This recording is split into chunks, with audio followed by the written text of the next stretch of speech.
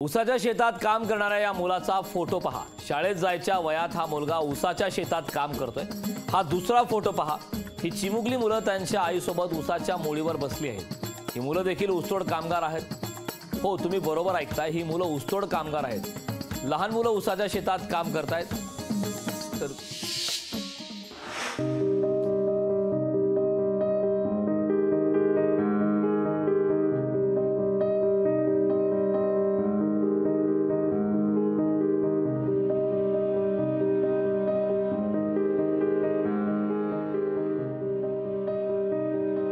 ऊसाच्या शेतात काम करणाऱ्या या मुलाचा फोटो पहा।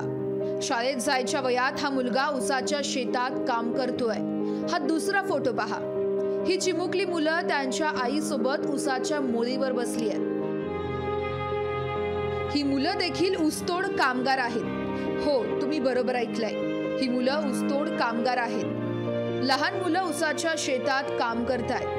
बीड जिल्ह्यातून 8 लाख कामगारांना ऊस तोडणीसाठी स्थलांतर करावं लागतं। या ऊसतोड कामगारांच्या मुलांना शिक्षणापासून वंचित राहावं लागू नये म्हणून 220 हंगामी वसतिगृह सुरू करण्यात आली आहेत। इतकंच नाही तर या वसतिगृहांमध्ये 21,490 मुलं असल्याचा शिक्षण विभागानं दावा केलाय। मात्र कोल्हापुरातील अवनी संस्थेनं जिल्ह्यातील 11 साखर कारखान्यांचा सर्वे केला आणि त्यानंतरची माहिती समोर आली आहे ती अत्यंत धक्कादायक आहे। असंख्य कुटुंब मुलांसमवेत स्थलांतरित झालेली दिसत आहेत आणि आम्ही 23 पैकी फक्त 11 साखर कारखान्यांवर सर्वे केला तर त्यात आम्हाला 1879 मुलं ही ऊस तोडताना आणि त्यांना कुठल्याही प्रकारच्या शैक्षणिक सुविधा नाहीयेत, शाळेत ही मुलं जात नाही असं आमच्या निदर्शनास आलेलं आहे। अवनी संस्थेची ही माहिती शासनाचं शिक्षण धोरण कागदावरच असल्याचं सांगतेय। त्यांनी प्रत्येक वयोगटातील किती मुलं शाळेत जातात याचा दाखला सर्वेक्षण अधिकाऱ्यांनी दिलाय। 7 ते 14 वयोगटातील बालकं ही ऊसाच्या अजून फडात देखील काम करत आहे। अद्याप कारखाना ही आता हंगाम संपत आला तरीही मुलं अजून शाळेच्या प्रक्रियेत नाहीत, ही गंभीररित्या ही बाब आहे। तरी प्रत्यक्षात मुलं शाळेत येण्याकरता शासनानं देखील खूप प्रयत्न करणं गरजेचं आहे। स्थलांतरित मजुरांच्या या मुलांना शिक्षणापासून वंचित ठेवण्यात आलंय।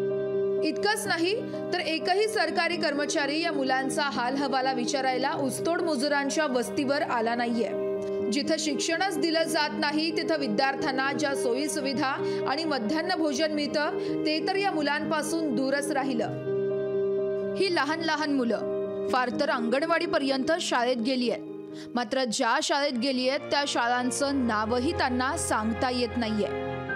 गावाकडच्या शाळेचं नाव आमच्या? हां, तुमच्या नाही माहीत शाळेचं नाव? बरं, शाळेला जातेस ना 100%? इथं आल्यावर शाळेला जातेस? नाही। इथं घरातलं सांभाळतेस सगळी, शाळेला जात नाहीस? राज्यातला शिक्षण विभाग नेमका कोणाला शिक्षण देतो? शिक्षण विभागानं जी आकडेवारी दाखवली ती कशाच्या जोरावर दाखवली? शिक्षण हा मूलभूत अधिकार असल्याचं आपण बोलतो, मात्र हा मूलभूत अधिकार बोलण्यापुरताच असल्याचं वास्तव या सर्वेक्षणातून दिसून येत आहे।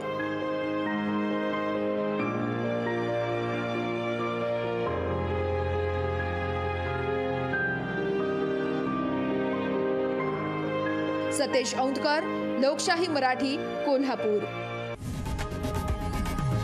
लोकशाही मराठी, ऐका, पहा, जागरूक रहा।